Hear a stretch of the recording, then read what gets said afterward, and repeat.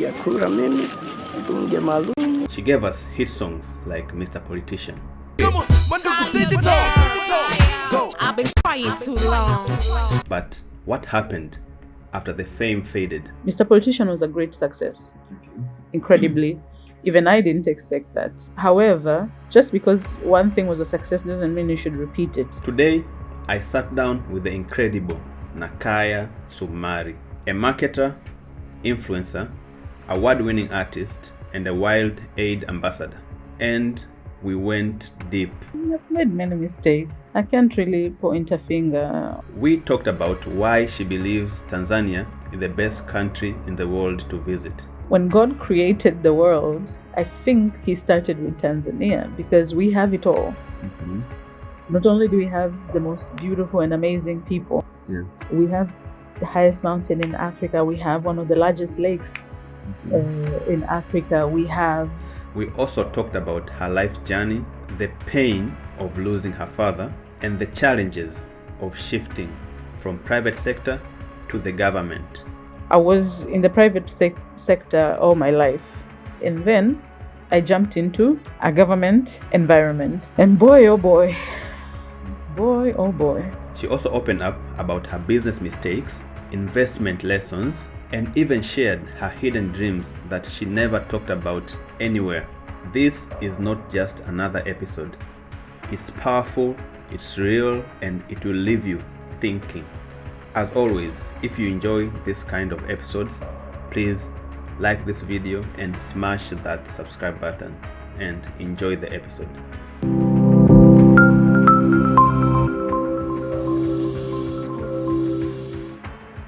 Hello, welcome back to Make Your Own Destiny podcast, the podcast that inspires you to shape your future. So today on the podcast, we have a very incredible guest who is truly making her own destiny in multiple fields. So welcome Nakaaya Sumari, an award-winning artist, a powerhouse marketer, a tourism enthusiast, and a passionate advocate for wildlife conservation, and a WildAid ambassador. So Nakaaya has not only built a thriving career as an influencer and an entrepreneur, but also she has used a platform to inspire change and promote sustainability. From creating stunning art and collaborating with global brands, she is a true example of how passion, creativity, and hard work can lead to extraordinary success. Personally, I know Nakaaya from a song back then when I was very young. Oh Lord. Yeah, it goes Don't like... say I was in class 3. I meet people and I was like, Ankula kusikiza kiwa darasa la tatu. I'm like, oh Lord. Okay. And the funny thing is, I actually memorized that song without even knowing. Oh yeah? Yeah. Interesting. And sing it very nice. And before you came here, I told my friend that I have this guest. I won't mention the name, but I'll just sing her song and let me know who she is. Wow. And the funny thing is, everyone I told, like 4 people, they all knew who you are. Oh, that's incredible. That warms my heart, kwa kweli. So that's safe to say that you are doing a very good job. Thank you. Thank you so much. So today we're going to talk about so many things, and at the end, we'll talk about that song. The Mr. Politician song. As you know right now, it's almost election time. Wow. So we'll bring back the old classic. Okay. All right. No worries. Yeah. So how are you doing? I'm doing great. I'm blessed. I thank God. You came from very far. You know, a lot of people, when they're coming here, they always complain that your studio is very far away. Goodness, yeah, it's too far. But it's just, it's just 20 kilometers from Mwenge. You came from Mbezi, right? I came from the office, which is TBC, and then I passed by Mbezi, and then I came here. So that whole journey it felt like a journey. Oh. Yeah, kwa sisi wa Arusha, it's nothing short of Arusha Moshi. Okay. I think pia foleni and just it's a lot going on the roads. All right. Yeah.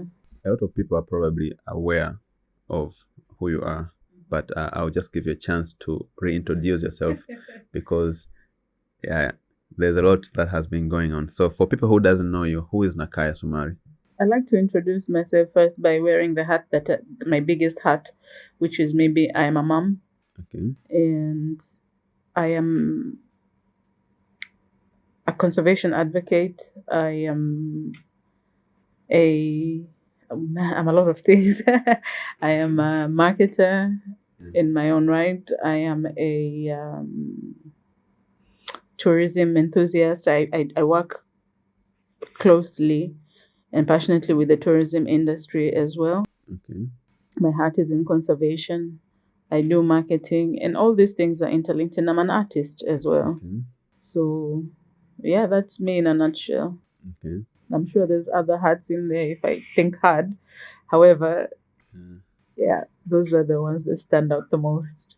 One of them is you mentioned that you came from TBC. Do you work there as well? Yes, I work for Tanzania Safari Channel, which is TBC's baby. Okay. In not so many words. So TBC and Safari Channel are one and the same thing, even though they represent two different things. Okay. So there, I am a principal producer. Okay. I have a show called Safari Tanzania, Okay. which I'm truly proud and passionate about. Okay. And yeah, I mean, I put my expertise in other things. I'm a presenter as well in that show, as well as producing it. But I also handle other tasks within that whole TV industry. Yeah. What's the show all about? So the show is basically showing Tanzania's beauty, but having influential people or persons of interest who we can travel with to different destinations within Tanzania, not just national parks, like anything that is termed as tourism. And what we do is these artists, we use their platforms to put the word out there to promote what we have, because people have very large viewerships, and we want the world to see what we have. But you cannot do this by yourself. Okay. So in order to just have the message go out there, be as widespread as possible, we have different stars, persons of interest, popular people in different realms who have the demographic of attracting tourism to this country, who have the demographic that can have that message of conservation go out there to create awareness, to prompt action. Yeah.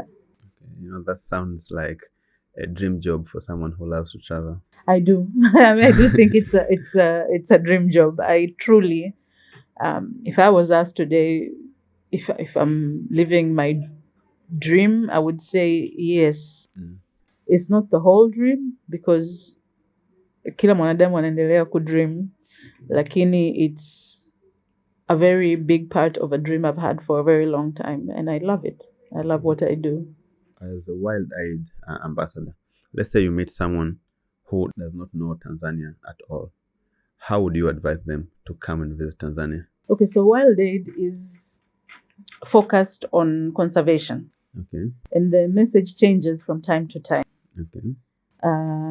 I just want to clarify what WildAid is and what it stands for. So it's not particularly focused on tourism. It's focused on conservation. And you have to understand, you cannot have tourism without conservation. Because if we don't conserve our animals, our flora, fauna, our marines, there's nothing to come and look at. Yeah. So what WildAid does is they have different conservation projects over the years. At some point, it was Be the Pride, which was conserving lions. Okay. Now, I think we are shifting to a more a different message, and we're centered around human-wildlife conflict, which is a rising thing within that world. But to answer your question, that what would I tell someone who's coming to visit Tanzania? Yeah. I would tell them that I think, and I truly honestly believe this, that I think when God created the world, I think he started with Tanzania, because we have it all. Okay. Not only do we have the most beautiful and amazing people, we have the highest mountain in Africa, we have one of the largest lakes in Africa, we have an abundance of animals, we have an abundance of sceneries, we have so many national parks, we have the most incredible rivers, we have a beautiful ocean, a clean one, a sustainable one, we have the best weather, we have the best cuisines, we have so many tribes. It's so fascinating to look into our history. We have, if you just come to Tanzania and say, okay, I just want to focus on history, that in itself is tourism. I would just say, okay, go look at the chiefs of Tanzania. We have incredible stories in Tanzania.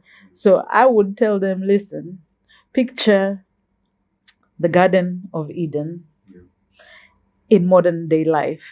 This is us. That's Tanzania.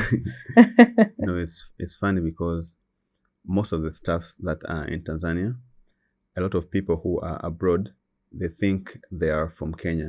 I don't know why they think that. That shows a lack of information on their part. However, it's not most of the things, no. Because we are not an island, we share borders with different countries. Yeah. And from time to time, your neighbor will look into your garden. Maybe a tree has come to the other side and is dropping mangoes kule. Huwezi kusema kwamba huo mti ni wa kwangu. You get a few fruits from time to time and that's okay, lakini it's not your tree. So I'm sure wanaokuja, they don't come uninformed. Dunia imebadilika sana sasa hivi, kuna utandawazi, so huwezi kusema kwamba you think that. But I also think that there's a need to have information out there of what we have, maybe a more reactive marketing where you repeat the same thing over and over again in different countries, especially the ones that are not necessarily well informed of what we have. I think the main thing is previously people were not promoting what we have so much to the outside world. I think until when Mama Samia came with the Royal Tour, that's when people started realizing, oh, we have this in Tanzania. So Tanzanite is from Tanzania. So Kilimanjaro is in Tanzania. Serengeti is in Tanzania. Most people didn't know about that. I beg to differ. I think they knew. Yeah. I think they knew. I beg to differ because there have been a lot of these tour agents, the tour guides, and the tour companies have done within their own capacity. Okay. Trying to do that. However, yeah. I truly believe that the Royal Tour has amplified that message. Unajua kuna kitu unaweza kufanya kikapuliziwa nguvu kika rise zaidi. So I truly believe kwamba ile Royal Tour, Amazing Tanzania. Yeah. And you can tell that our president is quite passionate about tourism na conservation as well. Kwa sababu again narudia kwamba huwezi kuwa na tourism bila kuwa na conservation. There's no way that can happen. So basically conservation means protecting what we already have. Yes, protecting, nurturing it, allowing it to grow. Tumekuwa na programs nyingi sana nzuri ambazo zimeonyesha kwamba Tanzania inafanya kazi kubwa sana kwenye conservation. Tembo, kuna kipindi tembo, I remember because I was already, so sio miaka mingi, yani I was already an adult, kwamba kulikuwa na tatizo la tembo sana, wanauawa, kuna majangili walikuwa wanaua tembo sana. But now we have such a high population. The population has just shot up because wanalindwa sana, and the programs that were set in place have actually worked. So Tanzania is one of those countries that is an example to be followed. And it is, tunakuwa na blueprint ambazo zina work. Simba, kuna kipindi tulikuwa na hiyo issue ya Simba. Sasa hivi we don't have an issue ya Simba. And these things change. Sio kwamba unazisort zote. Sasa hivi hatuna problem ya Simba, hatuna problem ya tembo, lakini we have a problem with vultures. It's a problem that is slowly coming. So that is being dealt with in another way. Kwa sababu wanadamu wanazidi kuongezeka. So we have human wildlife conflict where when you farm your land, the elephants don't know this is our border. They come, they eat. Wewe unakasirika, you want to kill the elephant. The elephant has a right to be there. So there's that little bit of conflict. So that in itself is, hii population imeongezeka, hii population imeongezeka. The land is still the same. So there's a balancing act that is happening. And it's working so incredibly. And so ningependa pia kuwapongeza sana na Wizara ya Maliasili na Utalii. Wanalinda sana maliasili za Tanzania, and they do a good job. You mentioned a problem with vultures. You mean those birds Yeah, the birds. Why are they a problem? So, they are not a problem, lakini kuna hatari ya wao kupungua. Wanakuwa wanawekewa sumu. Unajua pia sometimes natural order, I don't know the details per se, so naogopa sana kuliongelea, lakini there's a zoologist I met a couple of weeks back, akawa ananiambia now there's an issue with vultures. Their numbers are declining, and they are declining due to human interference, sio kwamba ni ugonjwa wala chochote. So there's something about that there. I don't want to speak too much into it, kwa sababu siko well informed in that subject. So you were born and raised in Tanzania, right? I was born in Tanzania. I was raised in Kenya, and then we came back home. Arusha and Nairobi is quite close. So ukinotice Warusha wengi sana walikuwa wanasoma Kenya ama wameishi Kenya.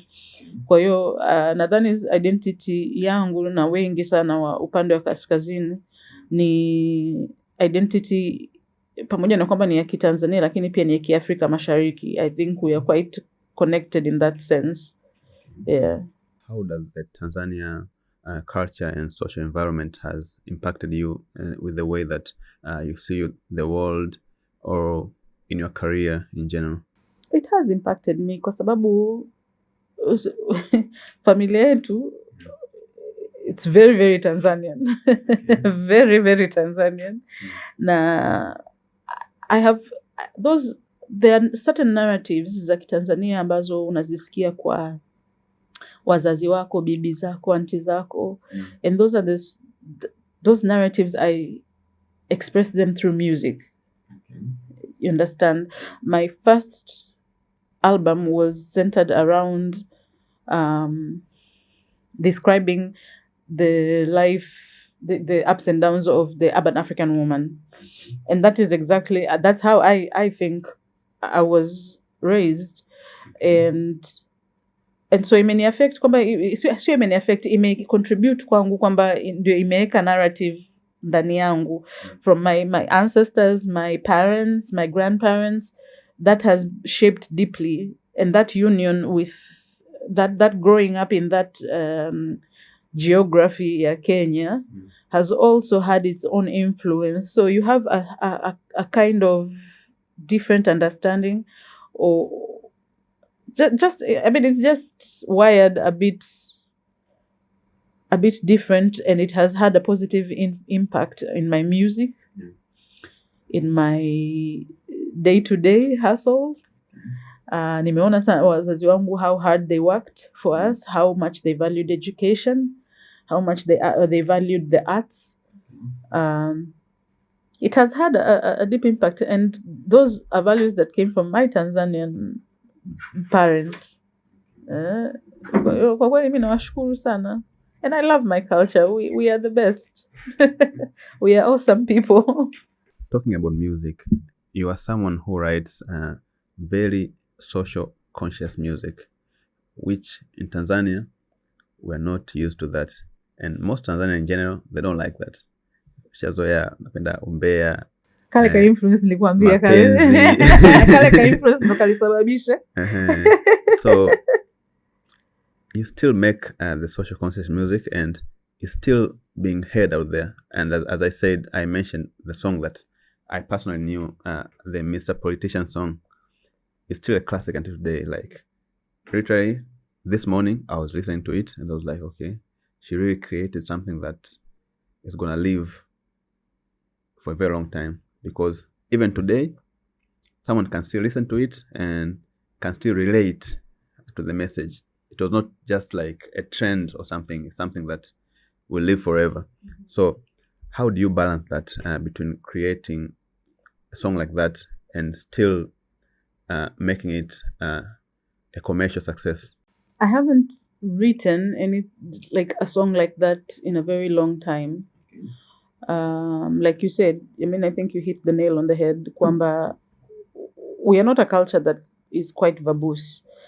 And because of that, it makes people uncomfortable. Mr. Politician was a great success. Incredibly. Even I didn't expect that. However, just because one thing was a success doesn't mean you should repeat it. Yeah. You know, I said my piece. I'm blessed that it was a timeless piece. Yeah. Lakini sioni sababu sasa hivi kuandika nyimbo kama ile kwa style ile. Pia kumbuka times change. You know, ndo maana kuna ule msemo unasema seize the moment. When it's time for something, it's time for something. Kwa kweli it was timeless. It doesn't need haihitaji chumvi wala roiko wala chochote. Yeah. It's just there, it's standing there. I'm thankful for it. Lakini kuna vitu vingi sana, sio siasa tu, vya kuimba that socially conscious. I would like to write music that inspires thought. Like it just inspires, you know, plant a seed. Let's think about this. Let's have a healthy conversation about this. And then let's find solutions about this. And tatizo ambalo liko duniani sasa hivi, everything is political, everything is politicized. It's not, you don't have to write songs that are about politics to make any social change. Yeah. Do you still release music? Yes, but very, very subtly. Yani sifanyi kwa ajili ya kuwa famous ama ya ku hit the charts ama ya ku hit. It's something I love. Huwezi kuacha. Especially other musicians will relate kwamba ni kitu you just can't drop it. But then it's also something that I've switched it as a career to be a hobby. Niseme ya. There are very few women when you relate to men in the music industry of Tanzania. So what are your thoughts on the role of women in shaping Tanzanian and African music in general? They have a very important role and they have a very big role. Unajua sisi tunawaza kwamba role ya mwanamke lazima umuone pale holding the mic. No. A lot of managers are female. A lot of artist managers, successful artist managers are female. Achana na wale unaowaona hapa, kuna wale behind the scenes that are doing the operations, the day to day, the styling. There's a lot of female influence that is behind the scene. The ones who are brokering these deals, the lawyers, you know. There's quite a bit, and I've seen quite a bit in this industry. Lakini pia kuna wasanii wengi sana wa kike ambao they're doing well, but the numbers are not as many as I would have liked it to be, you know. And I don't have the answer to that as to what should be done, because the opportunity is there. Lakini pia labda elimu iongezwe kidogo. Bado I haven't been able to actually, I can't confidently say that do this or do that. Yeah. Lakini najua kwamba kiukweli sio kama zamani when we were starting out. Hapana, you never saw behind the scenes female managers, female entertainment lawyers. Kulikuwa na vitu vingi sana hauvioni behind the scenes, na sasa hivi vipo. Kwa hiyo ni jambo la kumshukuru Mungu. Dancers, so many things that are behind, watu hawajuagi. And since you have been in both sectors, the tourism sector and the music sector, so how do you think the two can collaborate so that to promote Tanzanian tourism? Kwanza tourism yenyewe tu ilivyokaa, yenyewe tu ni entertainment. Okay. Because when a guest comes here, they're coming to be entertained, aren't they? They are coming to be entertained. I think one of the largest roles is for our stars to incorporate a way into promoting our country out there, within our borders and outside of our borders. They have gigs outside the country. It won't cost you anything at the end of your show to say visit Tanzania in your own way, in your own vibe. I think that would be nice. From time to time, when you travel to our national parks, give a shout out to take a picture, post, give a shout out to, your country or whatever place you're visiting within your country. These little things go a long way. There's so many other ways you can do it, but I would really like for our people to be more vocal, to be more patriotic in promoting our country. You previously said that you travel a lot because of your job. I was wondering, what's the best place in Tanzania for you? That's Just a one. tricky one. Yeah.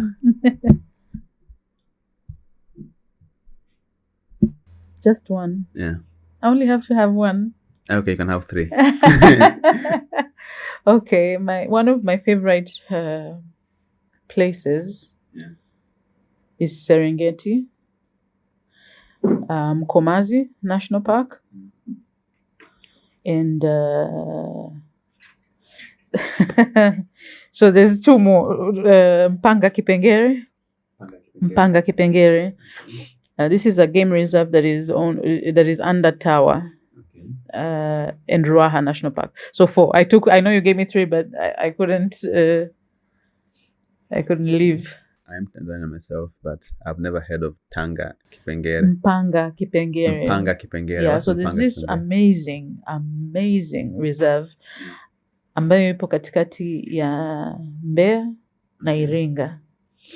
And it has so many waterfalls. I think by far in one concentration ziko zaidi ya 20 in one place, na zote ziko tofauti. Zote zipo tofauti. And kama ulishawahi kusikia kuna mahali Mkwawa alikuwaga anajificha, Wajerumani walivyokuwa wanamtafuta alikuwa anaenda kule, and there's this place unaambiwa kwamba his bafu lake, but it's a waterfall ambayo imekuwa shaped, yani I don't even know how to explain it. Kuna mahali alikuwa anajificha, unakaa nyuma ya waterfall, you can see outside, but huku ndani it's like a cave, it's dry and it's so peaceful. Na yani kuna waterfalls nyingi, so hiyo feature, that energy is, yani it's incredible. Tanzania is so blessed. It would amaze you sehemu nyingine ambazo ukienda unajiuliza hivi hapa ni Tanzania kweli, na scenery yake tu ilivyo. Mpanga Kipengele Mkomazi pia is really known for its scenery. Beautiful, yani unaweza tu ukakaa uangalie milima, it's kama vile uko kwenye kibakuli, afu ni milima inakusurround, but the view just incredible.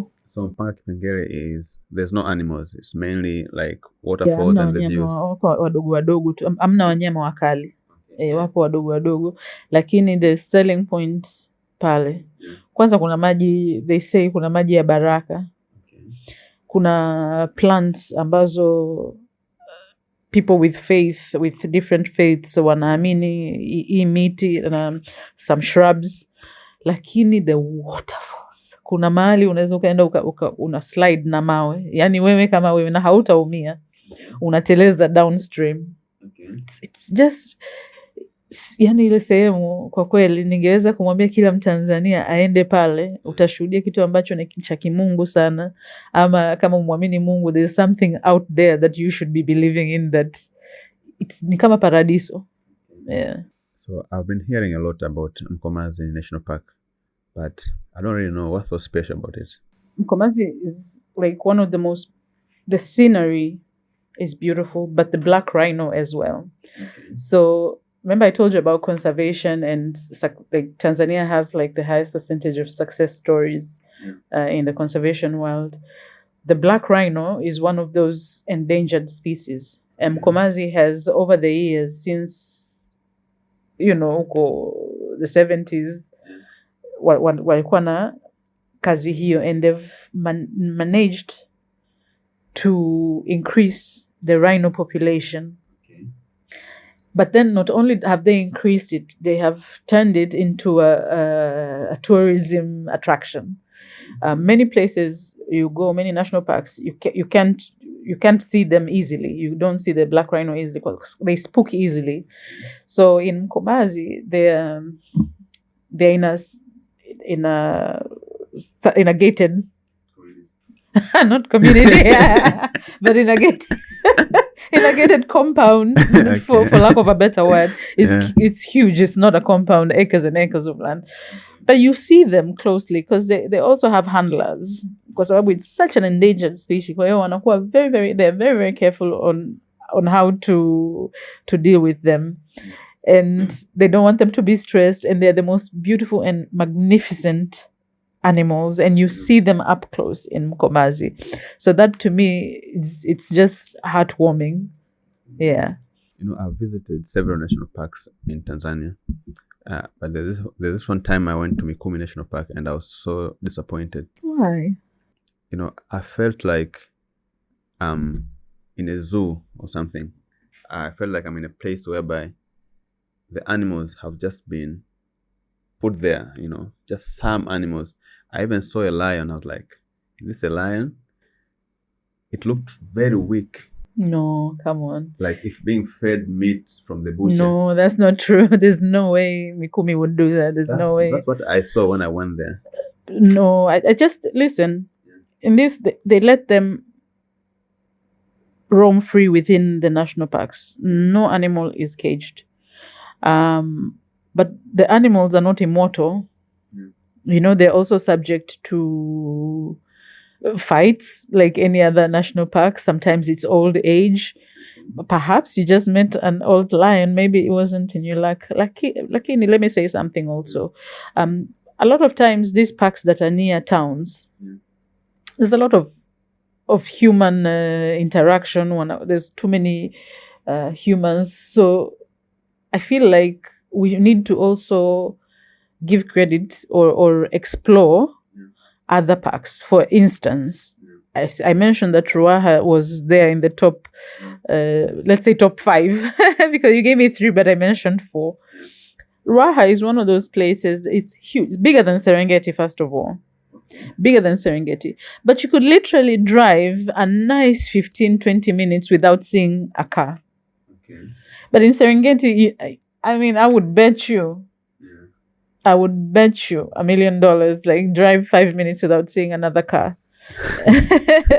But there's so many tourists, and when you go to Ruaha, they're different. Even their mannerisms are different. The elephants are bigger, larger groups. The lions are also, they're a tad aggressive. They're not as chilled as the ones in the other national parks where there's a lot of humans, and to a point where they're used to them. I wouldn't say used to them because if you can't, they're still wild animals. So I would really like to encourage people to explore the south. Like I said, there's things like Mpanga, Kipengele, there's Ruaha, there's Kitulo. Do you know of Kitulo? Yeah, I've and it's just Eden, just flowers and flowers and flowers. So there's different things you can see in different places. Or if you want that experience, Selu, there's buffaloes that will chase your car because they're not so used to human interruption. When you mention Kitulo, people consider Kitulo National Park as the Garden of Eden, based on the number of species of flowers that grow there. I was wondering, who put those flowers there? Same person who put the lions in the Serengeti, I guess. And why is it just like one place? I don't think it's one place. I think that whole area was like that. But then again, human expansion, human settlement, I think that also has had an impact on the size of that park. But I think it was always there. I think it was there since the beginning of time. Same way that migration has been there since the beginning of time. That's how they've always been going. I know it's quite a simple explanation to it. I'm sure there's a much deeper scientific one, but I'm not a scientist. Yeah. You previously said you do marketing as well. Yes. Yeah. I love marketing, and I also have a marketing company whereby we do social media marketing for different brands. So I've been wondering, as a marketer or an influencer yourself, how do you balance when it comes to working with brands? How do you work with brands? So you have to understand that everything or every industry has everything: accounts, marketing, sales, everything. So it's not very difficult to balance as much as it is a synergy thing. It's quite, I think it goes parallel with tourism. When you're within that, you are inevitably going to be a marketer. And so I don't see it as much of a challenge because it is part and parcel of this particular industry. It's different, labda useme with education or other industries. Lakini kwenye tourism in itself, everyone is a marketer. Kwanzia the guide, the agent, the reservations, everybody has a role to play. So it's just that I took it and amplified it, but the balance has always been there. There's a beautiful synergy to it. What's the most challenging part of being an entrepreneur in the marketing space? Marketing to corporations or industries who don't really see or understand the tourism industry and how it could be viable or profitable. Yeah. Selling a vision that you see that not many people see. If that makes any sense. I've seen that you have a pretty good influence on social media. Do I? Yeah. So Well, thank you very much, sir. so how do you monetize that influence? See, I need someone to teach me. Yeah. I need someone to teach me. I'm quite old school. So I haven't figured that part out, I'll say honestly. However, I would like to learn. So if there's anyone out there who would like to teach me how to monetize that, I'm more than willing to to take the advice. You're not getting paid for the influence that you have on social media? That's what you mean right now? I have before, but it wasn't. It wasn't. It's not something I'll break my back for, if that makes any sense. Just it was, oh, it's nice, oh, so I can do this and get paid, but it wasn't something that I felt was lucrative. So if there's a way that I can make it lucrative, I would most openly like to learn. When you're an entrepreneur, there are a lot of mistakes that we make, some without even knowing, right? So I was wondering, what mistakes have you made being a businesswoman, and what did you learn from it so that someone who is watching right now here can learn from you as well? I've made many mistakes. I can't really point a finger onto one. But one thing I'll say, I don't, and I truly believe as life goes on, you're bound to make mistakes and learn from them. But one thing I've learned, I can't mention any mistake, but particularly, however, I can say that a lesson I've learned is to know the demographic that you're entering.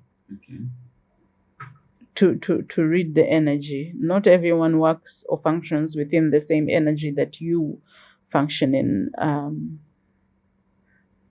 I say that because I came from a completely... I'll just give you one instance. I was in the private sector all my life, and then I jumped into a government environment. And boy, oh boy, yeah. Yeah. So that in itself, I wish I learned or I knew or was schooled before. I think I would not move in the way I moved, or I mean, there's a lot of things I'm still learning to this day. And not just that, okay, now already you're here in this space, And then now you have to go back and deal with the private sector again.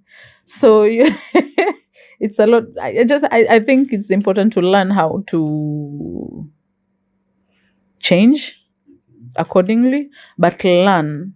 I have a friend I talk to who's in the finance industry, and they operate completely differently, and your expectations and how they do it is different, and that's just the way it is. So you have to be able to learn these different environments and how people do things, I think. Yeah. You know, on MYD podcast, we always talk about finances. We always want to know, like, how do people manage their finances? Like, what habits do they adapt so that they can manage their finances well? So, what financial habits or principles that you have that has helped you to succeed as an entrepreneur? Investing in bonds. Okay. Yeah. I like to do things that don't require too much of my energy in areas that I'm not an expert in. I'm not an expert in finance. Yeah.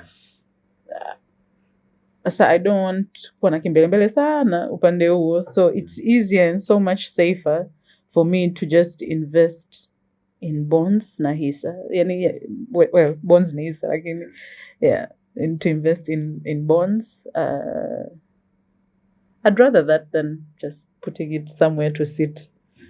Yeah. So I'd rather invest in. I like that. You know, I always tell people that when you keep your money in the bank, you always lose it in the long term because of inflation. As you know, inflation is one of the biggest taxes, but it's hidden, so it's not easy for people to see it until, like, they say, okay, 10,000, I can buy, let's say, chips cook this year, but next year I can only buy cook without chips. It's so interesting. I was talking about that with my cabbie when we were coming in the cab. I was talking about that with the driver. And so, yeah, inflation is real. I would rather put it there and have it grow without me pretending I'm an expert in something that I truly have limited knowledge. And what is it that you like so much about bonds? That it grows. That it grows, that it's safe for my family as well. The safety net. It's that safety net, I think. And the fact that it grows. You know, I once was talking with a friend, and I told him, oh, I invest in bonds as well. So I was like, I just bought this bond from BOT. And it was like, man, those are for old people. I don't know what it is with our generation. So what do you think? Bonds for old people and young There's people a should not buy reason bonds? why the old people are doing that. There's a reason why the old people choose to invest in such kinds of bonds. Experience is a beautiful teacher and a very strong teacher. They're experienced. They're doing that. Perhaps we should follow their lead. Have you tried any other form of, say, investment, maybe real estate or? Yes, I have tried real estate. I've tried farming. Okay. Yeah, I think I don't want to say it all on camera. I think that's enough for now. Yes. So you prefer the simplest one, you know? And bonds, a little bit of mining. there's no work involved when you invest in bonds. I told you I don't want to be an expert in an area I have limited knowledge in. Yeah. Yeah. So What about you? I'm See not how an uncomfortable expert. that is? I'm not an expert as well, but I like diversification.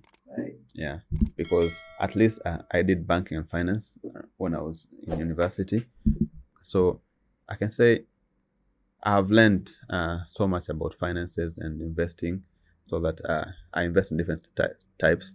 You know, people think bonds are safe, but in the reality is Anything that's involving money is not safe, but at least bonds are the safest. Yeah, because some people might say, okay, bonds have very low return, which is true, because as you know, it's normal that the higher the risk, the higher the return. So there are some investments that will offer you a huge return, such as, let's say, real estate. Real estate can be better than bonds, but at the end of the day, there's work involved in real estate. Most people think that real estate is passive, but it's not true. The only passive investment that I have seen so far is bonds. Every other, again, like I said, because I do so much, I'm always out in the bush. I'm always I'm so in tune and in love with what I'm doing. So my whole energy, my whole being is within that. I don't put too much in. So every other thing, like the agriculture, I've told you, I have my mom handling that. The real estate that we mentioned, someone else is handling these different properties that need to be handled. I literally don't have time for that, and that's okay. So what can I do that will fit my lifestyle or fit where I'm at in life at that particular moment in time? And so for me, truly, that felt like the safest bet. I saw on your page that you have been mentioned among 100 Tanzanian change makers. So congratulations, by the Thank way. you, sir. So how did it feel for you to be recognized? It felt really nice because I've been in this industry for a very long time, and I never felt like I was recognized. I put in a lot of hard work, a lot of hours, a lot of passion in it, but okay. And so it felt really, really good. It was a breath. It was a breath of fresh air. It was. It felt as though some power was blown under my wings, and that was a great feeling. What's the other most rewarding part about being an artist and an influencer for you? So a lot of rewards that come with being an artist or an influencer, to me, are quite vain. It's vanity. Lakini, maybe I can switch that question or twist it a bit to what is the most rewarding thing for me as a conservationist, as someone who is so passionate with wildlife, with our animals, with our natural resources, is to create change, to be an advocate, to be able to use my voice to produce good, to produce change, to advocate for women within the wildlife management areas, the WMAs. These are unsung heroes, and a lot of women in Tanzania are unsung heroes, and they need their voices heard. They not only just their voices heard, but what's the action plan to be able to plant or use my platform or my voice as a tool for change, as a force of change. So that to me is so rewarding. If I can do something with our people, if I can do something for the animals, it means so much to me because I'm truly passionate about conservation. That is just next to my heart. As you were growing up, how did you develop that passion of being a conservation person? My father, I got it from my father. My dad loved animals. He took care of them. And not just loved them to have them around us, but he truly, you could tell he truly loved animals. He liked to go out there and watch them in their natural habitat. So we, as kids, would go out, have picnics in the wild, plant trees, just make sure the land was sustainable. Make sure he truly was that guy who would do things that would make the earth better for the future generations, for us, for his grandchildren and generations to come. And he wanted to leave a mark in this world, and he loved animals, and I got it from him. How does it feel when someone truly believes in you, because I personally really don't have. I've never been through that feeling. It's powerful.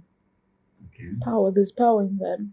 That's why it's important to surround yourself with people that you believe in and they believe in you. Otherwise, you're always going to be second guessing yourself from your friends, your relatives. It's important. And in family members, you can get family members that truly believe in you, but not in all instances. You can also get family members who will cut you right by the knee, So try and avoid as much as you can people who will not breathe life into you.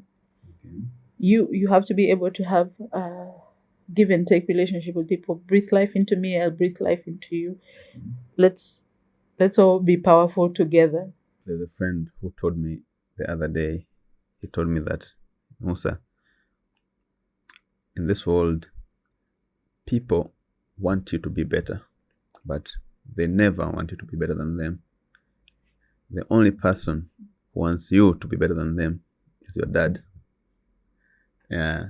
So so this is my calling to everyone who is watching. So if you have a dad who is alive, just after hearing this, just pick up a phone and just call them and let them know like how much you appreciate them. I'm sure that will make their day, and to do a lot of good. But then again, Musa, I think it's not really about what people want. I think also, what do you want? I'm not going to give you the responsibility to make my dreams come true. They belong to me. Those are my dreams. I will fight tooth and nail to make my dreams come true. So there has to be a little bit of a sense of, it doesn't matter what you think or what you say. It matters what I think and what I say. Therefore, I will speak greatness into myself. Therefore, I will speak power into myself. And I will put a wall between me and you in order for you not to be able to breathe that negativity, that failure into my life. Kwa sababu sasa hivi ukifikiria, the one person who was giving you that kind of power is not there anymore. What now? You've been in the spotlight for a very long time. As I said, I think the first time I heard about your music, I was probably in primary school. I was waiting for standard 3. Yeah, I was in primary school when I first heard of Nakaaya, and that's why I think, because my brain was so young, that's why I memorized a lot of songs back then. So you probably had a lot of encounters with people who are your fans. Yeah. I have not been in the spotlight for a long time because I just started showing myself, coming out. It's been less than 2 years, but still, when I go outside, I will meet people and we'll have this very awkward moment. Sometimes I just meet someone and they'll just be staring at me like, it's like they've seen me somewhere, but they don't know where. Or maybe they know me, but they don't believe it's me. But it's very awkward. And sometimes I say stuffs that piss people off. And I could tell from the comment section. Sometimes people come and insult. So I'm always thinking like, maybe this guy is trying to come and hit me right now. So it's very, very uncomfortable. So I was wondering, in your history of meeting fans, what's the most ridiculous or funny request that you have ever received from a fan? I want to marry you. How many times do you get that? Not many times, no. Random. Yeah. I think there's this, when I say that, it sounds funny now, but at the time it was quite stalkerish. But that was the funniest. But listen, I know it can be uncomfortable for you to meet people, but this comes with the job. You must have known this when you're going into this business that I am going to be popular in my own right. I'm going to meet people who will recognize me. Not everything I say will go down easy with people. Not everything I say will go badly with people. So there's you win some, you lose some.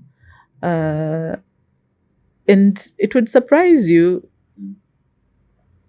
that it's not everyone who's negative. It's just that the negative ones are more vocal than the positive ones. It's not that bad. It's not that bad. I'm used to it. I'd say over time you'll get used to it. I've met fans who be like, hey, I'm in Nepa. Mwingine, hey, mbona wewe mrefu hivi? Mwingine kumbe wewe mweupe hivi. Kumbe wewe si uko hivi. Kumbe wewe mweusi. Yani what they see in pictures and when they see you is completely different. And so there's some who will say positive things. There's some who will say things that are things. You know, it is what it is. You've been in concerts and events, right? So do you have any embarrassing moments that has ever happened to you? Yes, I'm not going to say that. It still embarrasses me to this day, so no. You fell down? Yes, I did fall. Tall as I am, when you fall, ooh, yeah, I fell once going on a stage. Did you regret being an artist by then? Yeah, because I was just starting out. So, you know, the blogs and the media, they were nasty about it. But it is what it is.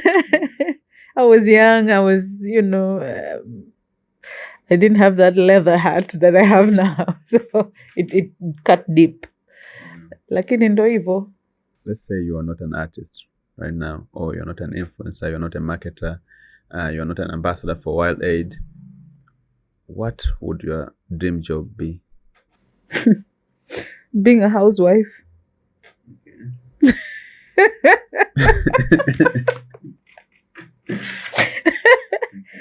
That would be the dream. I mean, wouldn't you want to be a husband? I would want, no, I wouldn't. No, like why a not? house husband.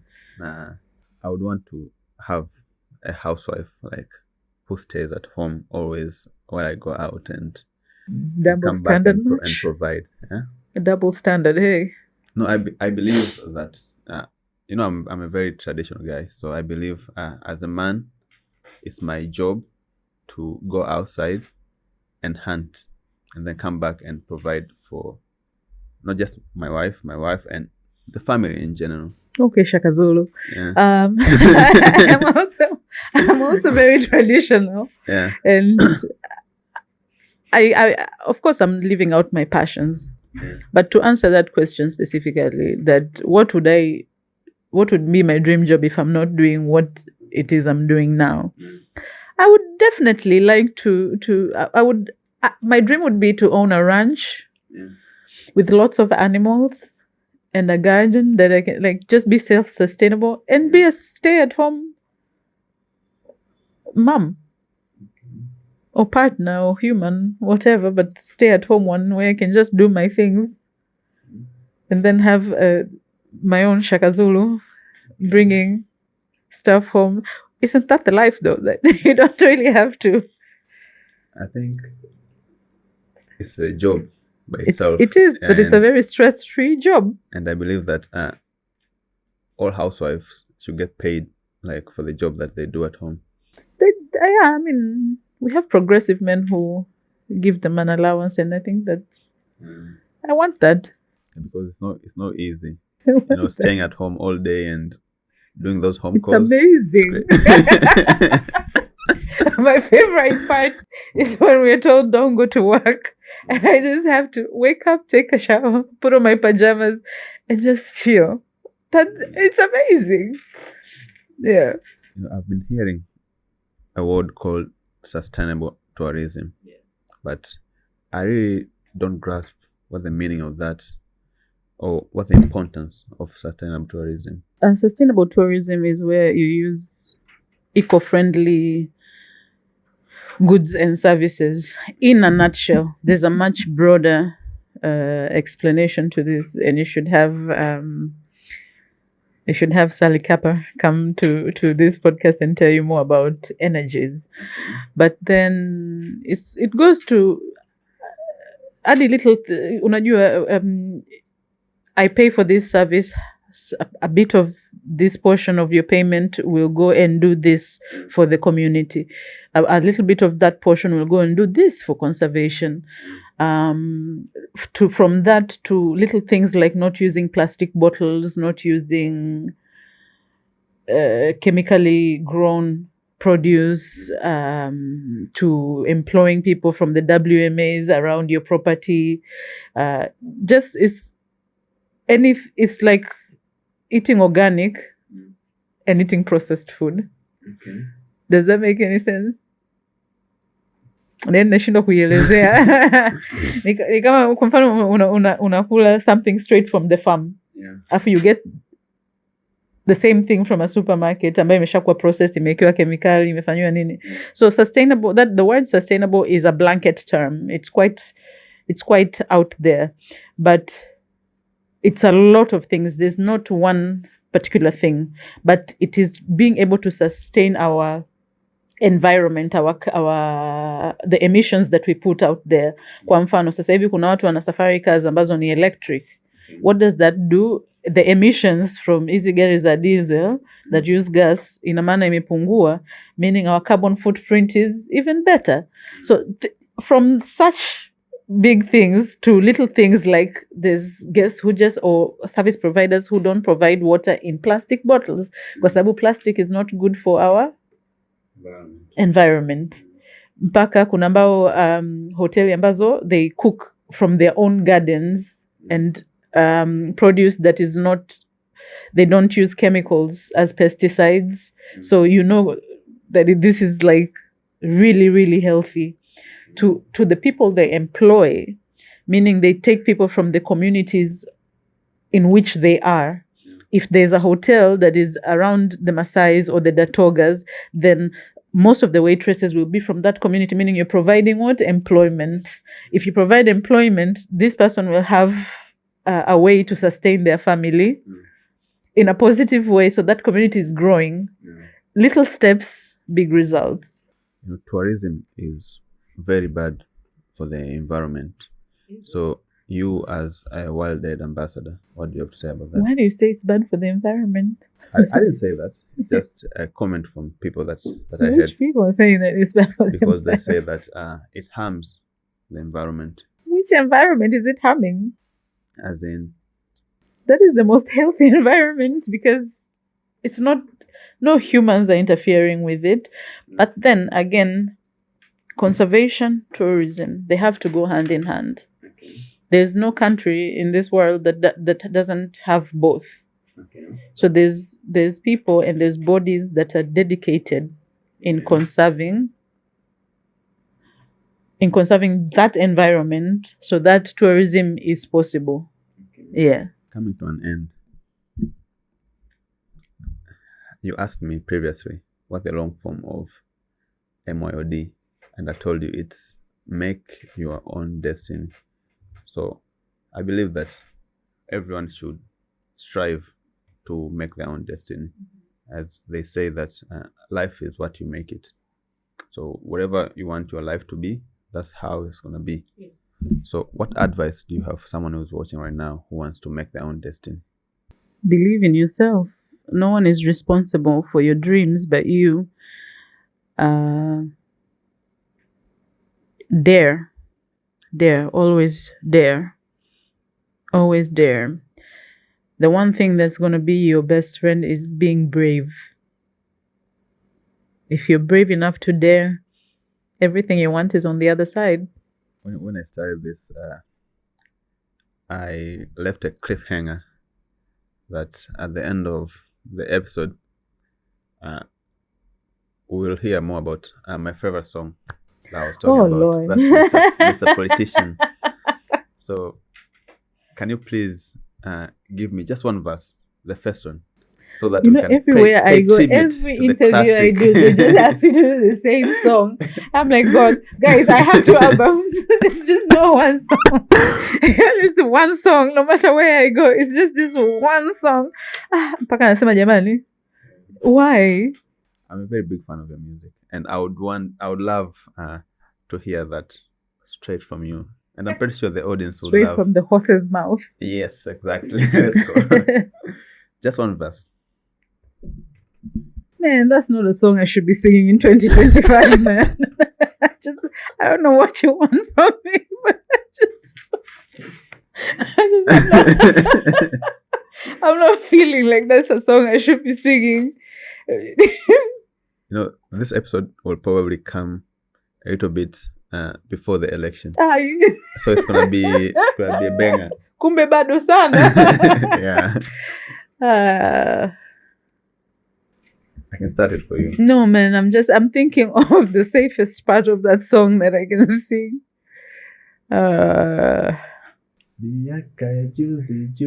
Well, you go ahead then. My voice is so bad. Can I just sing another song? Yeah. I no feeling. Okay, sing your favorite song. My favorite song. Oh, I have so many favorite songs.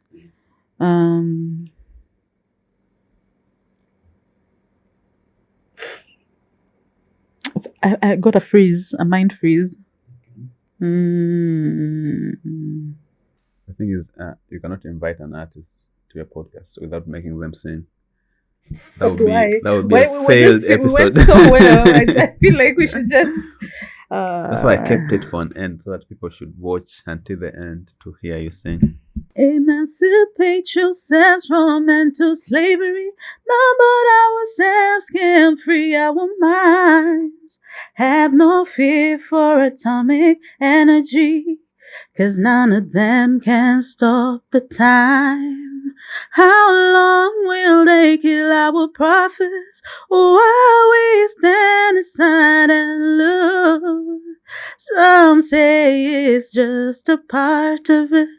We've got to fulfill the book. Now won't you help me sing, yeah, another song of freedom. That's all I ever had. Hey, hey, hey, hizi nyimbo za uhuru. Oh, oh, hizi nyimbo za uhuru. Yeah. Wow. What's the name of the song? I have a version. It's redemption song, lakini nilifanyaga kwa Kiswahili, inaitwa nyimbo za uhuru. So, but it's redemption song by Bob Marley. Okay. That's so nice. Yeah. I hope that part we're going to clip it and Oh Lord. and share it on Instagram. But is that a song we should be singing this year? Maybe I should figure out how to sing love songs, guys. Maybe. You know, because it feels like this in this day and age, people get offended so easily. It's the littlest things that people get offended by, and I don't really want to offend anyone. That was Nakaaya Sumari. Thank you for coming to our podcast. Thank you for having me. And we have talked about a lot, but we haven't really talked about the marketing part. So if you want Nakaaya Sumari to come for part 2, just comment down below, Nakaaya Sumari. Go to our Instagram and flood her with the hashtag of MOED podcast. Ah, nice. I can't wait. Let's see what we get. Yeah, with that being said, see you on the next episode. Bye.